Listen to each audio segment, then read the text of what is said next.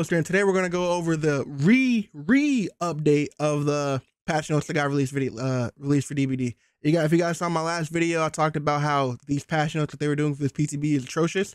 For once in DBD's entire 7-year career life, they listened to the community after severe backlash. So first things first, they rolled back the base healing time 16 seconds. Amazing, good change. Thank you for listening.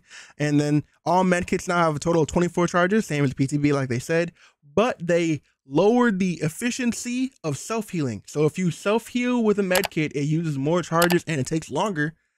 But if you heal others, there's that debuff is not there, and you heal others faster. So that's good.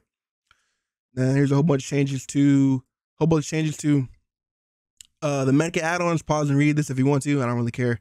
Billy, thank Lord. Here we go. We're just gonna read this part right here. On the PTB, we tested out some changes for Hillbilly, both toning down the overheat mechanic and adjusting two of his top performing add-ons. While the overheat mechanic felt less oppressive, many of you raised concerns with the changes to the engraving add-ons, reminding us these add-ons allowed the Hillbilly's power to be used in more situations. This overshadowed the overheat adjustments and made the whole package feel like a downgrade. For the release, we reverted the changes to Death Engravings and Doom Engraving add-ons. Nice, nice, nice. We have kept the tweak to the overheat mechanic to make it less limiting than before, making Hillbilly feel better to play. This is good.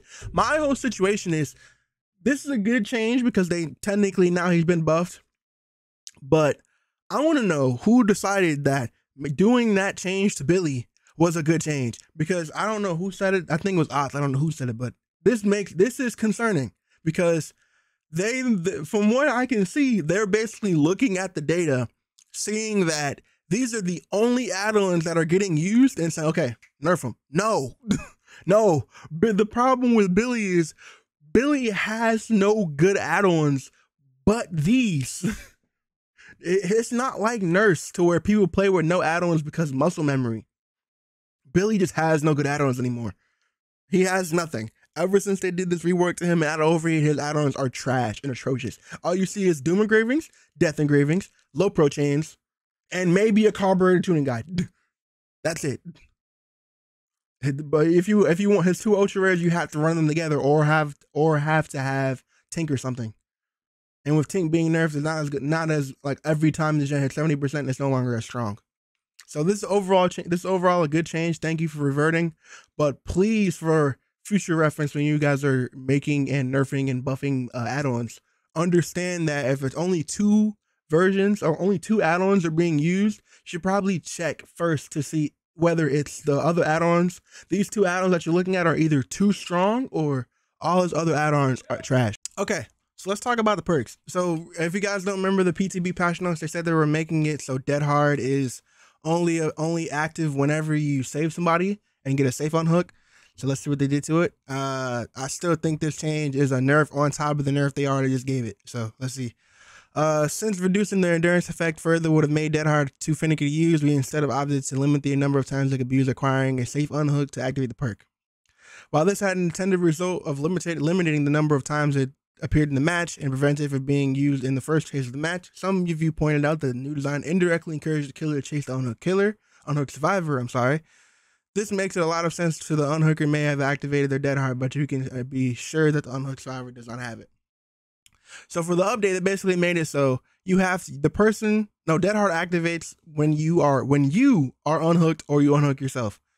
I think this is even more of a nerf, because with the nerf beforehand, yes, like I said, I tweeted this out earlier, that yes, this change was made in a good mindset, but this is still a bigger nerf than what we got before. Before, instead of you got like 8 chances to get a Dead Hard off, now you have 2 Dead Hards per match, compared to every other exhaustion perk that has multiple uses, infinite uses. Like you can use Sprint Burst, Exhaustion Live, Sprint Burst Live, Balance Landing, Head On, Smash It, all those other perks as much as you want. Dead Hard you can only use twice. Granted, yes, it's harder and like it's a big reward, but also you have to time it correctly. Why are we diminishing perks that require, I guess, skill to use when there's other perks that don't require anything other than just run, like Sprint Burst, or Vault, like Lithe, or Smash It, just stun the killer. Stun the killer is harder than just pressing a button, so therefore it should be more useful. That's what I'm saying. Anywho, being able to only use this perk twice rather than every other exhaust perk being able to use multiple times. If I'm wrong, please let me know. I'm sorry if I'm reading this incorrectly. Pain resonance. This is a good change. So basically, in the PTB update, they made it so it's only 4. You can only use it 4 times, once per survivor, and it was still at the 15%, which people were like, "This is not going to be good enough." So they made it so it's 20%, 25%. So yeah, therefore we have increased the regression amount of Scourge Strike Pain resonance to 25%. So a 25%, it's basically pop before it got nerfed. Every time you hook the first survivor for the first time, or every time you hook a survivor for the first time. So that's cool. You basically gotta do a whole nother gen if you hook all 4 survivors. That's cool. Circle of Healing, this is good. This is basically like half what my idea was supposed to be for my rework of Circle of Healing. I basically had an idea of just making it be a token based perk, because you can make it so it starts with like either 4 tokens and a hard way to earn it back, like unhooking people, or having no way to earn the tokens back. That's what I thought it was going to be, but this is still fine. So it's 100% healing speed inside the aura of the Circle of Healing. Also, your teammates can still heal you, which is great. You want to promote altruism.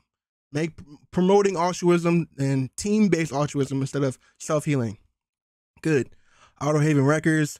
They basically beefed up a little loop that they added to Auto Haven. I didn't get to play this, so I can't really put any input. From what I see, it looks pretty heavy on mind games.